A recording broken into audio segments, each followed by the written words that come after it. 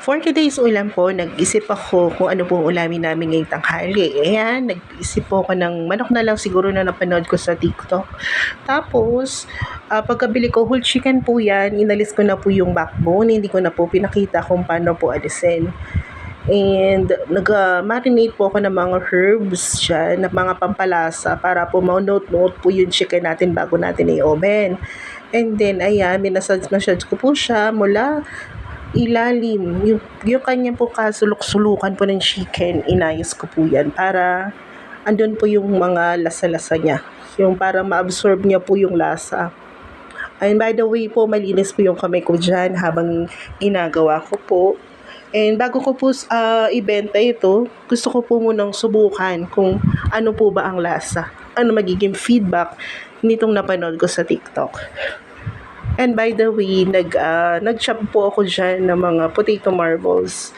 Yun po yung ating side dish po dyan. Ayan, masa-masa lang ng bagya. Tapos, ayan na nga po. Preheat oven ko na po yan. Nasa 270 lang po. Nilalagay ko na siya. For almost 1 hour ko to ginawa eh. 1 hour and kalahating oras, mga ganun yata.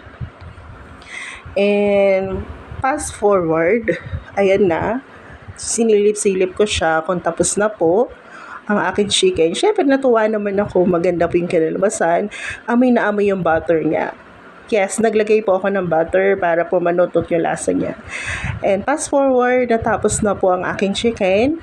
In 1.5 hours, ayan, amoy pa lang po, ulam na. Sabi nga ng mga bata ay gusto nilang kumain, kaya sige, sabi ko, kain na, tikman na natin, husgahan na natin. And sabi ko nga, gagawa pa ako ng dessert. Kaya nagbalot muna ako dyan habang niluluto pa po sa oven yung chicken. Nagawa na po ako ng turon. Yes, mahilig po kami sa dessert pagkatapos po kumain. Naggawa na lang po ako para makakain po kami ng dessert pagkatapos po kumain. Kasi malayo naman po ang bahay namin dito. Kaya namimili na po ako kung ano po yung pwede namin kainin pagkatapos kumain. Hanggang hapon na po yan kasi gusto po ng mga bata. Ayan, nilalagay ko na pa mga potato marbles. By the way, hindi po siya sunog. Yan po yung kulay niya po yung mga pampalasang ginawa ko. Ayan. Alam mo pala, sa tingin pa lang po ay ang sarap-sarap na. Sabi ko nga mapapadamak ka sa sarap. O, diba? Pwede na po yung i-order kasi sulit na sulit. Siyempre, pinatikim ko po sa nanay ko, sa pamangkin ko yan. Ayan.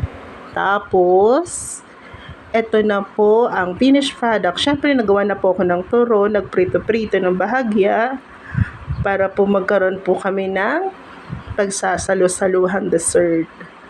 Sadya po talagang makain kami. Gawa ng malayo po kami sa tindahan. Ayan na lang pong naisipan ko. Hanggang hapon na po yung kakainin. Yung turon na yan, o, diba? Tipid-tipid po kami. Habang nag-aantay po, ay pinaparedy ko na po yung lamesa para kumain na po kami. I think pag 11:30 na dyan kaya sige lang.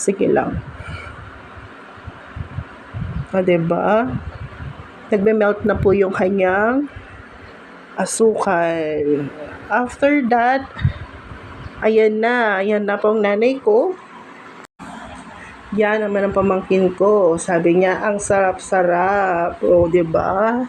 O, taas pa ng kilay, pack ganun. Tapos ito naman po, ang aking kamukha. Sabi ko nga, ikamukha ko. Sige, subo. Saglit lang daw, masyado ako excited. Kung pasado sa kanya. Okay daw, malambot na pan, masarap, malinamnam. Pasado, subo ng kanin, ang laki. Oh, how about the potato marble? Sabi niya, okay lang. Ayan, nagtanong naman po ako sa kanya. Siya naman daw kasi ang kulit-kulit niya. Gusto niyang lagi siyang tinatanong. Ayan, subo. Diba, masarap. Bye, thank you for watching.